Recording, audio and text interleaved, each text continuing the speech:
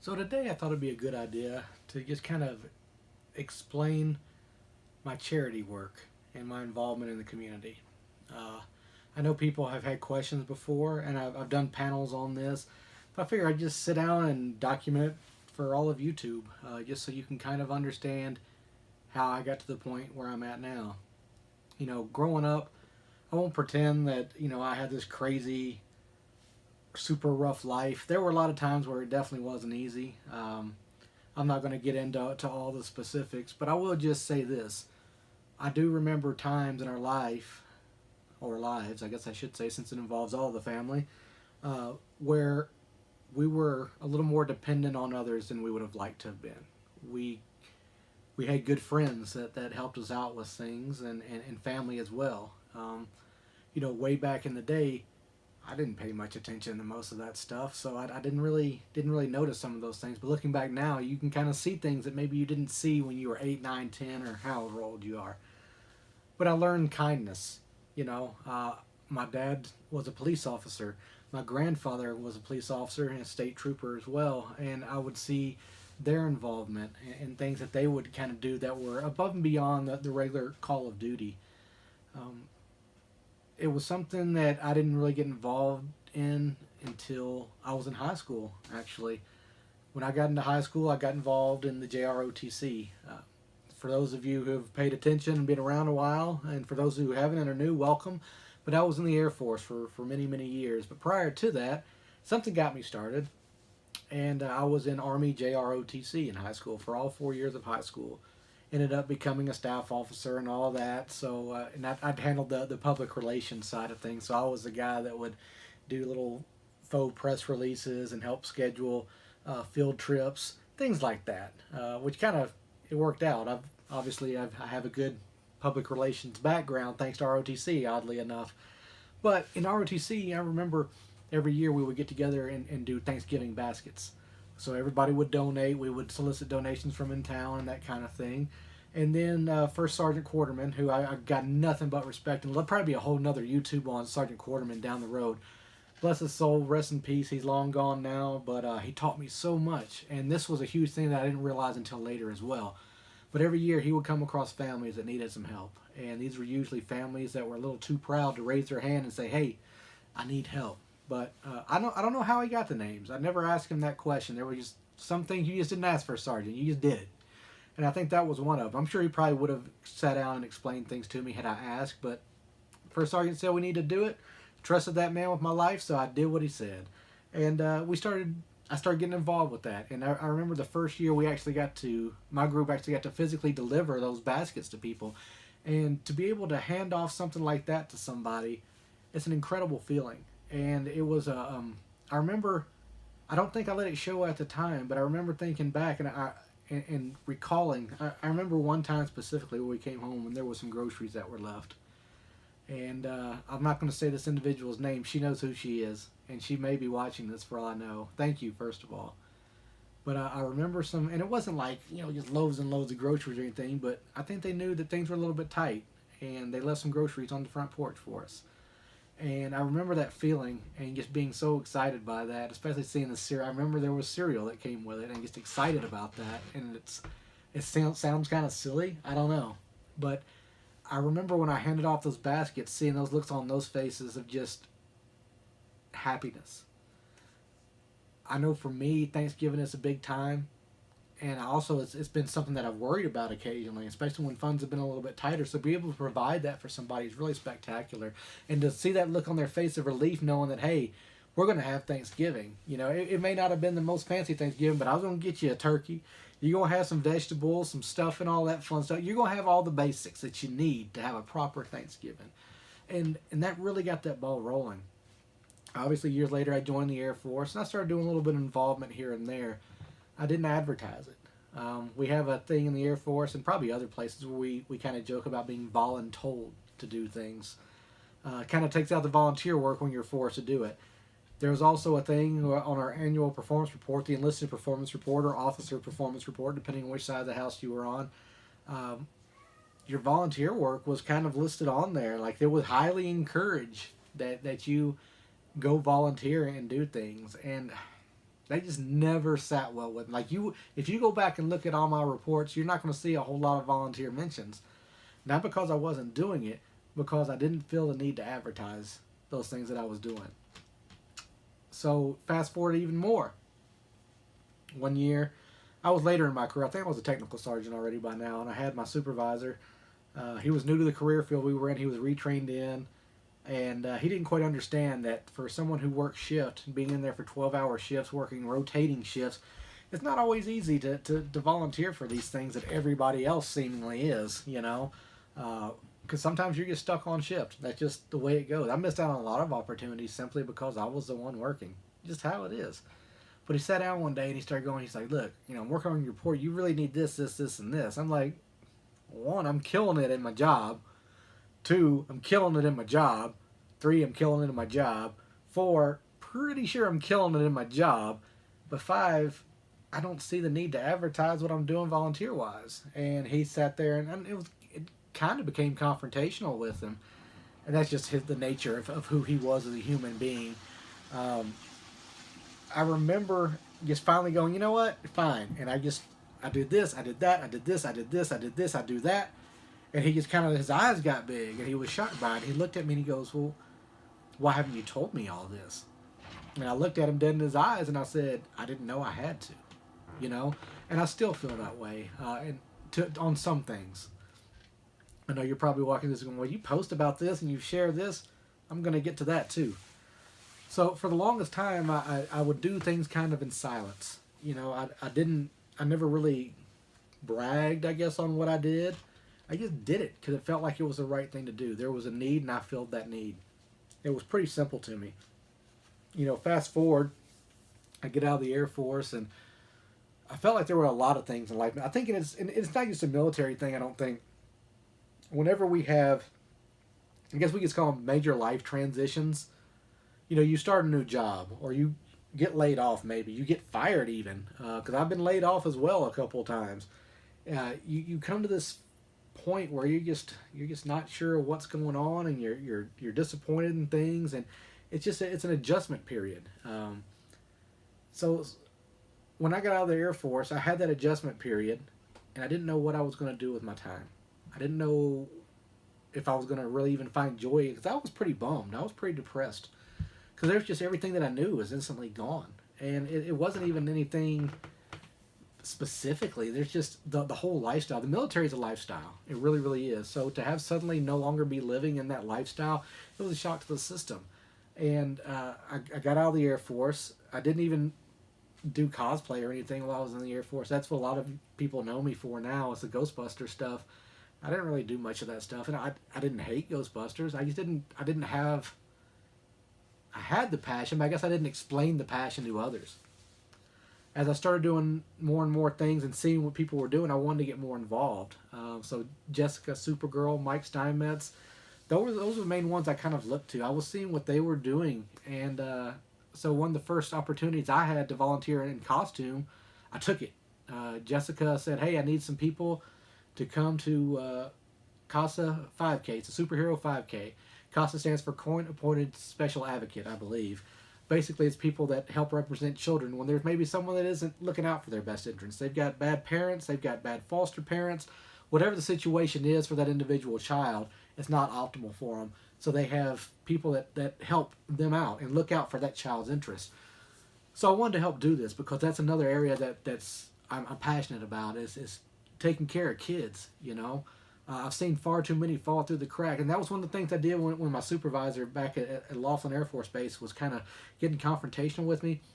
I explained to him about a kid that we kind of took under our wing. We helped him around Christmas, put clothes on the kid's back. And again, I'm not bragging, I'm not boasting, I'm not doing this for kudos. But that just shows you, like, I would do these things and not look for any attention, not look for anybody to pay me back or give me a pat on the back or a kudo. I did it because it needed to be done.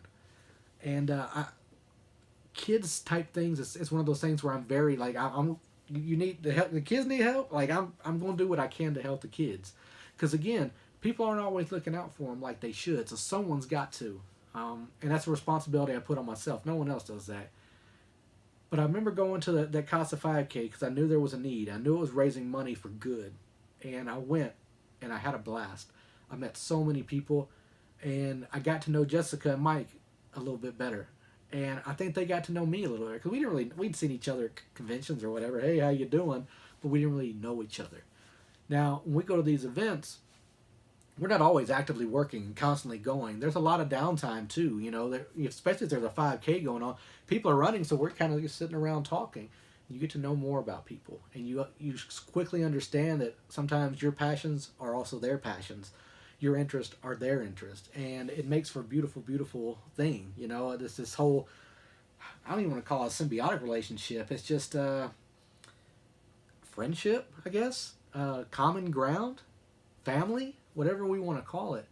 And it really, once I did that one, I was hooked, and I wanted to do more. So anytime I saw that there was a need, especially once I started seeing that Jessica or Michael were involved, people I worked with, people I grew to trust, people that had the same thoughts and ideas as me, we're on the same playing field. They look out for the same interests as I do. People that I feel they can speak for me, and a lot of times I can speak for them. That's a very rare thing. So I embraced that. And over time, opportunities arose, and more opportunities arose. And finally, one day, it didn't happen overnight. And that's what I always stress to people, because people always ask me, how do I come to Children's Mercy? I want to come to Children's Mercy. I did too.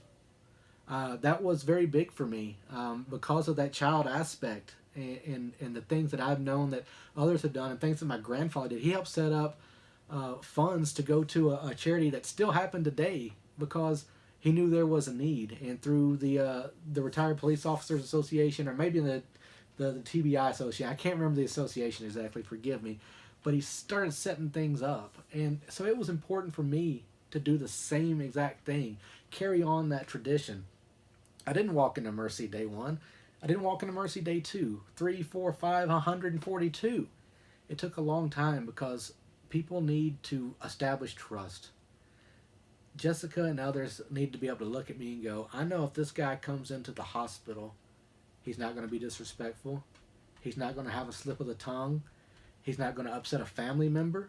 And I think that was something I had to kind of prove. And I expect that of others as well. And not just for Mercy. It's something that I impose. Any volunteer stuff I do, I'm not sticking my neck out and saying Joe Blow or Sam over here or Jeff over there is the best person until I've worked with you. If I haven't seen you work around kids, if I haven't seen you interact with people, I'm probably not going to ask you to come. It's just the way it is. Now, I know a lot of people are going, well, how do I get involved then? When we do all these other things, there's so many open public forums for volunteering, and there's so many other aspects of volunteering that people can do. If you really want to help, find a way to help in your community. Reach out to things that you care about, that you're concerned with, see where they can help you. And that's going to start opening doors for you. And when people start seeing that you genuinely do care, they're going to want you to come to more and more things because they know you're there for the right reasons. They know you're there for the right reasons. And I think that's hugely important. And it goes back to my beginning. I didn't always brag on stuff, say, hey, look what I did. Look at me. Look at me. And that's because I wanted people to know I was doing it for the right reasons. Now, I have got to a point where I do advertise it more. And that comes with time. That comes with a lot of thought. And that comes from, a lot of it honestly has to do with Jen Dent. I remember early on talking to her about stuff and what I was doing, and she was even kind of taken aback, like, you're doing all this stuff, why aren't you talking about it? Why aren't you on Facebook? Why aren't you on Vine? Why aren't you on anywhere telling people what you're doing? And I remember telling her, and I don't even know if she remembers it, but I remember telling her, like, that's not why I do it. And she made a valid point. If you want to help, others probably do too.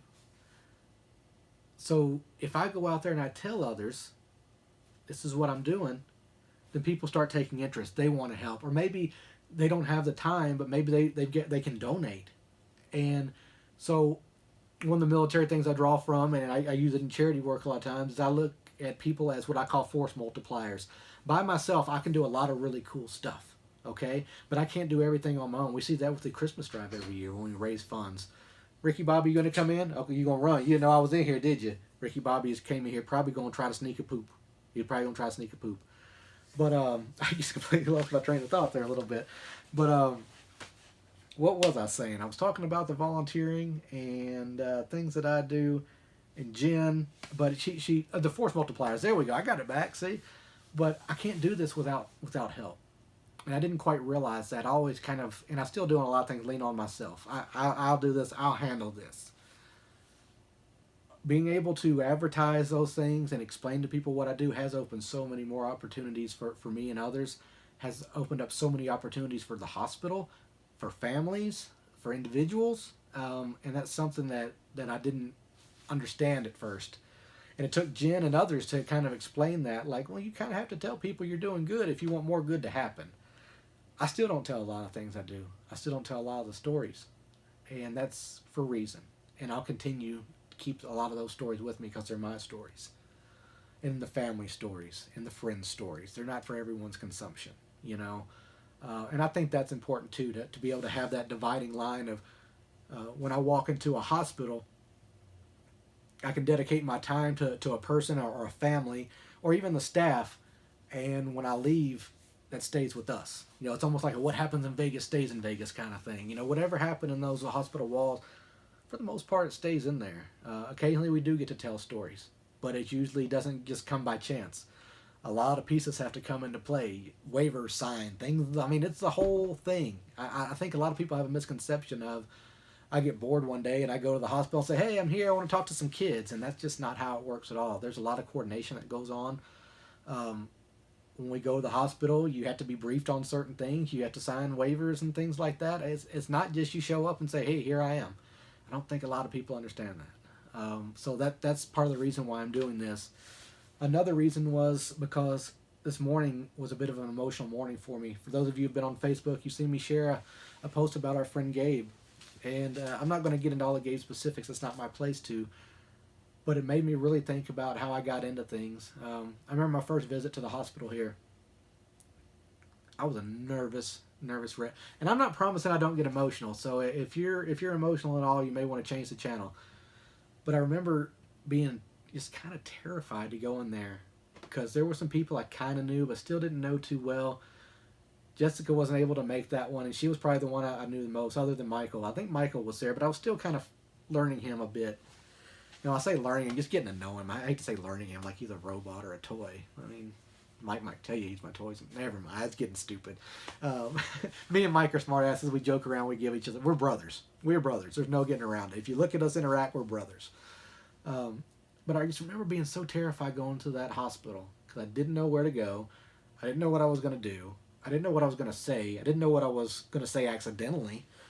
So you start going through a million scenarios in your head. And that day, just by chance, there were some folks that were there who were with the Army. I don't remember who all came, honestly. That day's kind of a blur, and I hate that it is. I know there were a few folks there. I think Brent was there. I think Matthew was there. Michael was there. Off top, I can't remember too many others. If I look at pictures, I would know. But there were some people there volunteering that were with one of the cosplayers, I believe, that were in the Army. And they were in their uniforms. And I remember we kind of got together, and I wear my old Air Force jump boots, the black leather ones. That's the main ones I wear with my Ghostbuster stuff. And they still shine like they came off of well, not even the showroom floor, because I got them shinier than that. But they still look amazing. I make a point to make my boots look amazing. And I remember them kind of looking, because we don't really use those boots anymore, the Army or the Air Force. We've kind of gotten away from those, and now the Army uses more of like a tan color. Air Force uses a sage green. But we're just talking about boots, and instantly I was more relaxed because suddenly I had an instant bond. And I think most veterans will tell you that. It doesn't matter what branch of service you were in. If you were in the service for any real amount of time and did some stuff, within 5 minutes, we're friends. You know, we've got a common bond we can talk about. So I instantly clicked with those soldiers. And next thing I know, they're starting to follow my example a little bit and follow things that I'm doing. And it just felt so right. It was amazing. It was amazing because I felt, as silly as it seems, I was leading again. I felt like I was in a bit of command. And it was nice to feel that again. It was something I wasn't sure I was ever going to feel again. We met with the kids and did those things, and I kept it all together. But I remember, you know, for me to drive to Children's Mercy Hospital, it's about an hour drive from my house. So I got a lot of time to drive there and a lot of time to drive back. And I remember that drive back. boom. I mean, just I cried a lot of the way, and not so much that anything particularly set that off, but I start thinking about my past. I start thinking about how my son was in a children's hospital while I was in Korea, and how helpless I felt, and how scared he must have been, and how scared the family must have been, and um, ever since then, I wanted to do something to give back. And I just thought about all that on the drive back, and I'm just crying. And it wasn't like it was so many emotions. It wasn't just I'm sad. It was reflection. It was joy knowing that I provided a smile to someone else. There were so many things that came with that. And so over time, I've gone to the hospital and done other events, and I've met people, and I've met families. And I don't think a lot of people understand that either. That's why I'm just being open and frank about it. I know this is going to be a longer video, but I'm so open and frank with it because I get to know these people. They're not just faces in a crowd. I get to see their happiness. I get to see their joys. I get to see their sadness. I get to see defeat. I get to see life. I get to see death. And when I say I get to see death, there's a certain beauty in death. I know it sounds kind of weird. I don't even know how to properly describe it. I don't look forward to it, but there's something that comes with that, and I've seen it strengthen people, and to give them more reason to fight, and that's where I say there's beauty in it, because some of these family members who have lost their children, we keep in touch. I still get messages on Facebook. I still get occasional comments from moms or dads. You know, these people that are struggling and going through things right now with their children, we keep in touch. You know, Jessica, Supergirl, we still talk. Me and Jessica talked on the phone last night about a child. It becomes a very big part of our life. And again, I'm not looking for attention. I put myself in that situation. I get that. But I want people to understand that as well. We get to see a lot of things. We walk around children at conventions as VIP guests. We don't talk about their conditions. We don't talk about why they're there. I'll tell you why they're there. They're there to have a damn good time. For as long as they want. For as long as they're under my care at a convention, they're going to have a damn good time. I guarantee it. And I don't guarantee a lot in life. But we make sure those kids have a blast. And so I've gotten to know these families. And, you know, what a lot of people don't see is at these shows, they kind of see us walking around, want to be a part, but you don't get to see when we have to duck off into a room on the side because a child's become overwhelmed, or maybe a child's having an issue medically. You know, people don't see that side of it, and it's something that is hard to explain to people that haven't witnessed it. So today's been emotionally tough for me. Waking up to the news I saw about Gabe. He's still fighting because that's a hell of a kid, man. Gabe, if you're getting to watch this at all, man, I'm so proud of you. You, good God Almighty. I don't even have. For those who know, it's hard for me to be speechless, and Gabe's got me speechless because I've watched that kid fight, and I've watched that kid. The first time I was supposed to meet Gabe was at a convention, Planet Comic Con, a couple years ago. I believe it was 2016. Gabe couldn't make it. Stuff happens, you know. One reason or another, I'm not going to get into all his situations. Not my place again, but I felt bad that he couldn't come because I wanted him to experience that. So what we did is we got together and we made a quick video. And we said, hey, we need as many cosplayers to come as possible. And, man, we had so many people show up in 10, 15-minute notice. And that just shows the love and care that people do have for people. But we wanted to, that's how our introduction was to Gabe. And then it was at Smallville Comic Con down in Hutchinson, Kansas. Puts on a great show. It's a smaller convention, but man, I love that show. I wish it was closer so I could go to it a bit easier. But I didn't even know Gabe was going to show up. All of a sudden, I look over, and I see this little redhead child. I think that's why I'm drawn to Gabe, too. He's a fellow ginger. I see me when I look at Gabe, you know. I see this little redhead child dressed up like Ash. Got his little chainsaw arm, his shotgun, his boomstick, if you will. For those uninitiated, it's the boomstick. And I see Jessica walking to him, and she's just got this smile on her face. And she's going to introduce him, but I know exactly who Gabe is. I know who Gabe is. I know who Josh is. Josh is Gabe's dad. I know who y'all are, you know. And if I looked overwhelmed because I was genuinely shocked when Gabe walked up. But we made sure to make that moment all about Gabe. We wanted to stop and talk to him, and there's a great picture I'm probably going to throw it on this video here as we talk about him, of me, Jessica, and Gabe. And I love that picture so much. And over time, I've had family share pictures they've taken in the I can't take pictures in the hospital room. I can't. Even if I could, I probably wouldn't. So if you see pictures come out, we do it in a lobby where there's no patients around. That's why you normally just see a picture of just us volunteers. It's not of everyone else. If there are pictures of us, it's because the family's provided them to us, or the family has provided a signed waiver to the hospital for utilization on print work, film work, or whatever it may be. I don't take those pictures to post. But over time, we've been provided those pictures, and we share them when we can because we want to tell these stories. We want more awareness to come to the families as well, because so many of these families over time have to establish charities, foundations, events, just so many things, and it's something that we want to be able to help be a force multiplier for them. When people come to us and say, hey, I need some cosplayers, I need this, all right, let me see what I can do. So we try to help wherever we can, and that's important. We help them, we don't help us. In doing so, it does help us. It helps my soul, my spirit, everything. But I don't do these things for me. I don't do these things for attention. I don't do these things because there's going to be cameras around.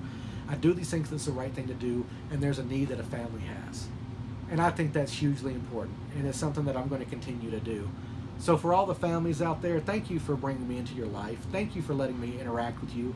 Thank you for letting me come in a hospital room. Thanks for inviting me to your 5Ks, to your whatever your event may be. It means a lot that you put your trust in me.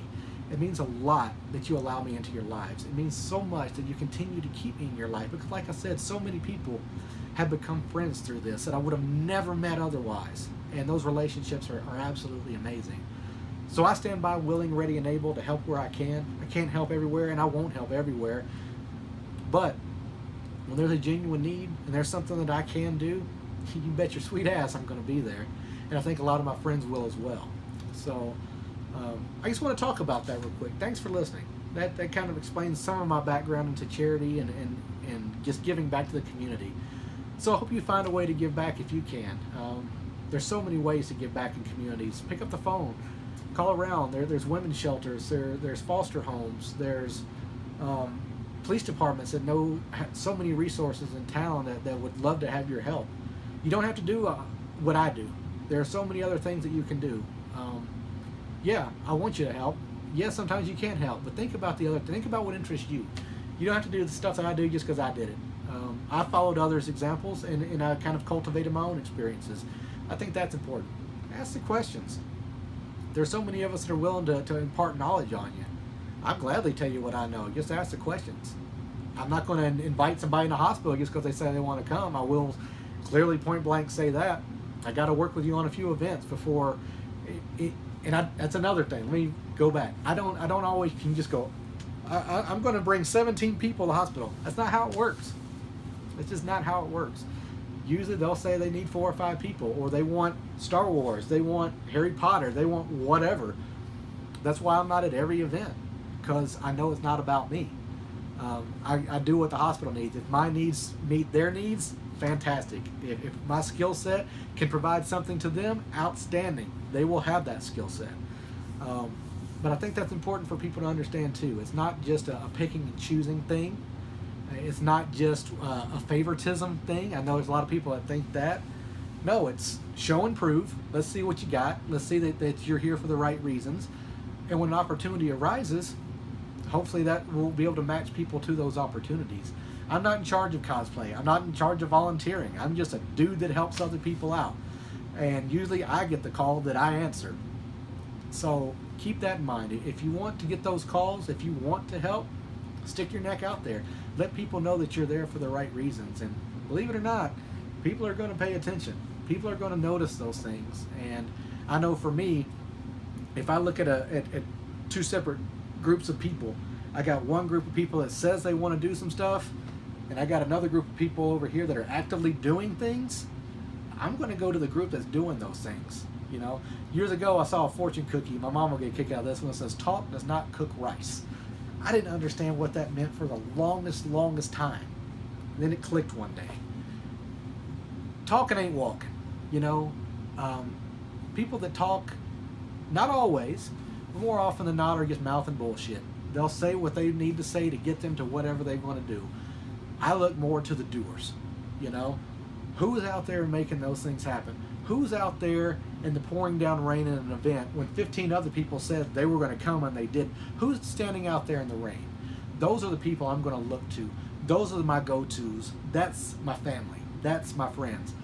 The people that are just saying they're going to do stuff and they flake out on me, not saying you're bad people, I'm just not as inclined to spend my time and my effort and put my reputation out there for the people that are just talking.